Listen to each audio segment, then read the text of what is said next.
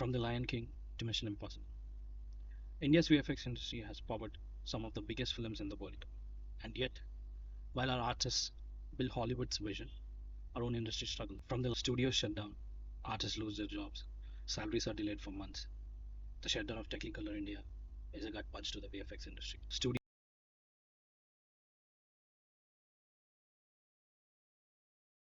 You say the industry is shaken. No, sir. The industry isn't just shaken. Thousands of Indian artists have been abandoned. If you can call it a shock, then you're either out of touch or you're just watching from the sidelines. What are you doing about it?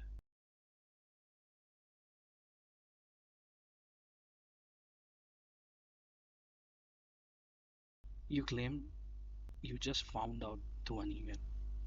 If that's true, you don't deserve to be in that chair.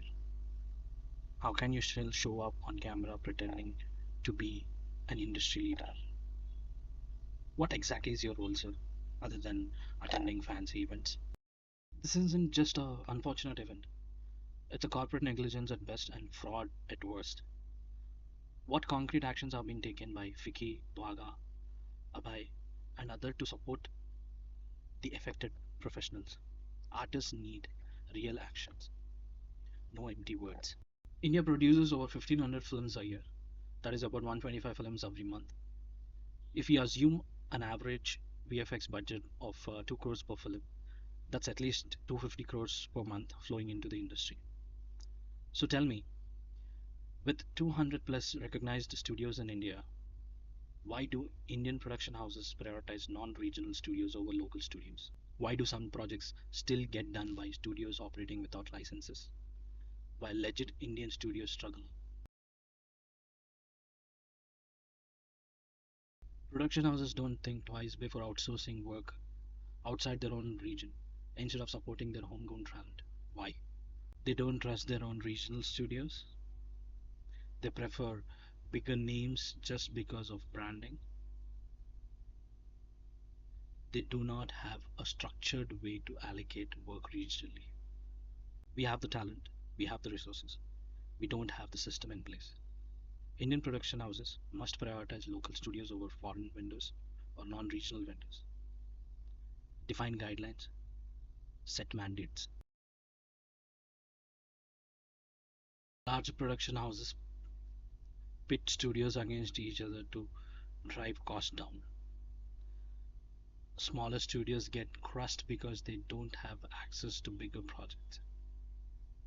Instead of giving entire project to non-regional studios, why why not co-produce with the regional studios under proper SLAs? Where is the push for co-production models? Two or three studios working together with proper SLAs can deliver high quality, reduce risk, and keep the money flow within the region.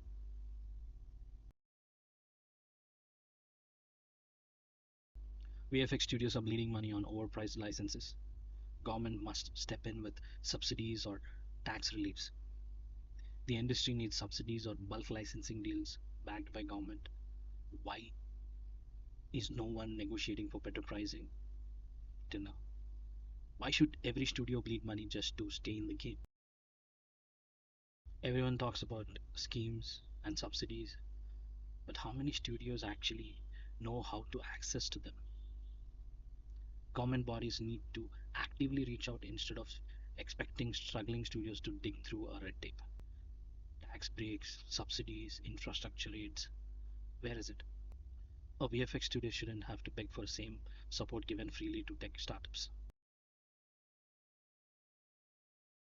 Indian studios need direct support from international trade shows and global partnerships. If the government can't back its own industry, how will we compete? Government backed booths at international trade shows are joke. Bare minimum efforts, no real handholding. Other countries fund their studios' global expansion.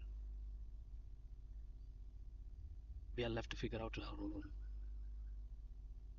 No structured pathways for Indian VFX companies to secure long-term global partnerships.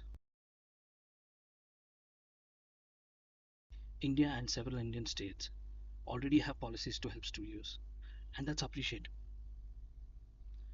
But the execution is where we are failing. These policies needs to be implemented properly with real-time monitoring, accessibility, and transparency. The VFX industry in India is at a crossroad. Either we stand up and fix this, or we watch more studios collapse, more talent get exploited, and more jobs vanished. Which side are you on? Enough talk, fix this now.